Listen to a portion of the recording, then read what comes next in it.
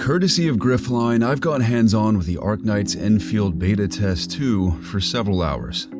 Consider this the uninitiated's guide to all you can expect to experience when the beta begins on November 28th. This preview was prepared for those like me who have no idea what Arknights is, much less Endfield. If you're a veteran and have participated in the previous tech test, you likely won't benefit from what I have to share. I'd never heard of the Arknights universe before being invited to the event. Following a heavily scripted, partly awkward deep dive into Endfield by lead producer Lightsong and lead designer Ryan, I've begun to understand its appeal. Arknights Endfield is a real-time 3D RPG existing in the Arknights universe. You play the role of an administrator, tasked with leading a cast of 9 new characters known as Enfielders, or Operators. Your mission is to explore the planet of Talos II in the name of science and engineering. Along the way, you'll fight alien and human enemies alike. The impressive fidelity of the 3D characters, their animations, and the beautiful environments are immediately noticeable. The opening tutorial alone takes you across a stunning tundra, teaching you the basics of combat, introducing dialogue options, and culminating in a massive boss fight. Developer Hypergryph emphasizes the significant leap in engaging storytelling with cinematic cutscenes, further showcasing the work they put into the voice acting and animations. Administrator? Endman? It's alright. The Endman's just a little weak. It's been quite a while.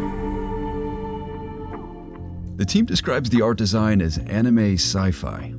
I'm unsure where to begin describing the narrative.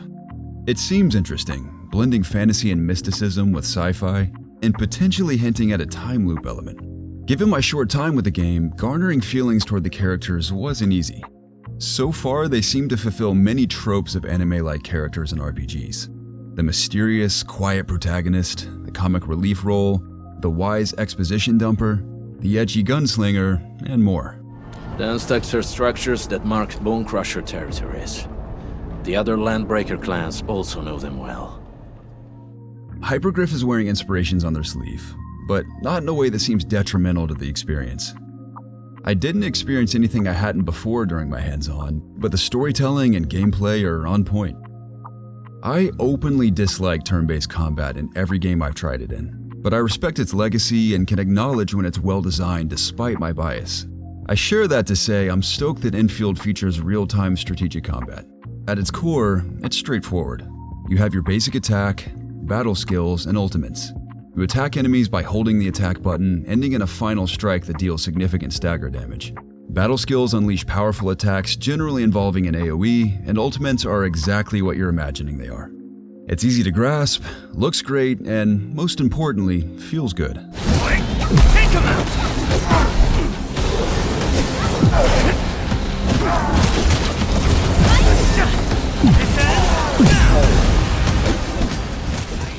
I appreciate that it isn't mindless. There are attack chains that trigger a follow-up attack by your fellow operators, requiring you to remain focused on your current task. I've fought hundreds of enemies as well as a few bosses. The loop is consistent: basic attacks, battle skills, operator follow-ups, and unleash ultimates. The appeal is in the enemy's respective attack patterns. Timing your dodge perfectly grants a powerful attack in return. The goal is to build up the stagger meter of enemies. Successfully staggering them opens the window for dealing the most damage. A few hours into my demo, I experienced the extent of combat in the beta test too. It doesn't put me to sleep, but it doesn't offer me anything new.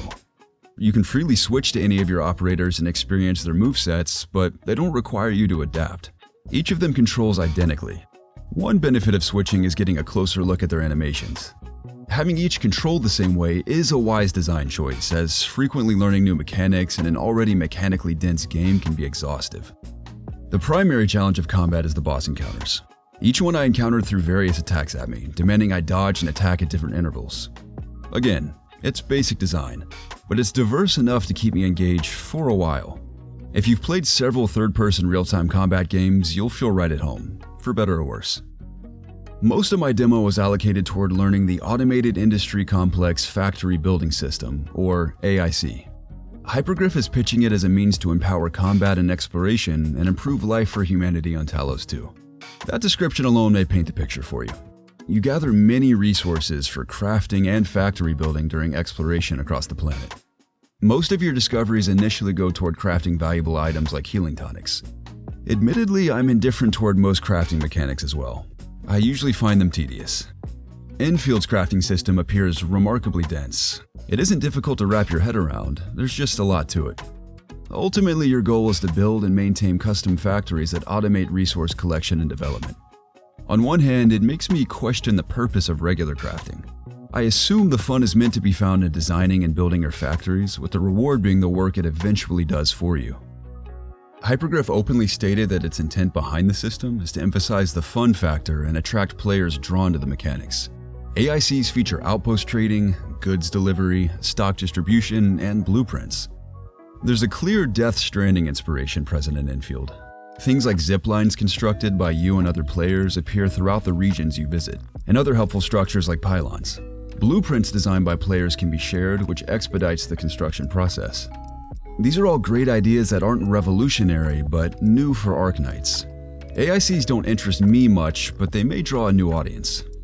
Generally, Endfield is striking me as a game that allows you to get what you want from it. AICs aren't entirely necessary for a fun gameplay experience. There's much on offer, whether you're there exclusively for the story and characters, world exploration, combat, or factory building. It isn't easy to know whether these systems are synergetic or undercooked. Beta Test II isn't the final game after all, so I trust Hypergryph is banking on player feedback to refine the game further as it nears 1.0. Throughout several hours hands-on, I was inundated with frequent tutorials. Tutorials are necessary. They're crucial for onboarding new players to all your game has to offer. I wish they were either spread out or more creatively implemented. I'd begin having fun exploring for roughly 20 to 30 minute intervals, only to be halted for a long-winded explanation on another system. The tutorials are excellent in explaining how to understand what you're doing. They don't ruin the game. It would just be nice if they were snappier. A significant appeal of Endfield is the diverse regions you explore, featuring every biome imaginable, including traditional and modern Chinese architectural designs in Wulong City. They aren't just eye candy. Each region has unique mechanics that mix up the moment-to-moment experience.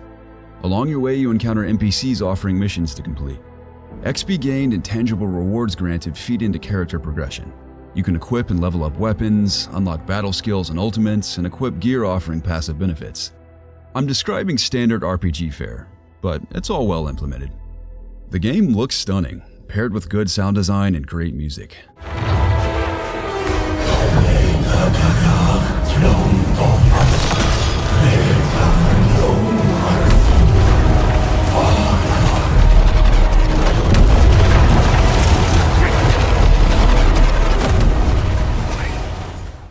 On that note, the band Starset performed some of the game's music live at the event, including a new song written for Endfield.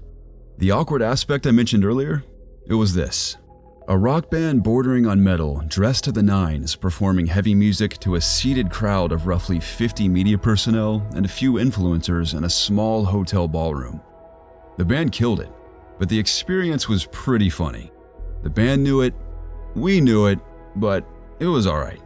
It was an idea better suited for a conference or the Game Awards.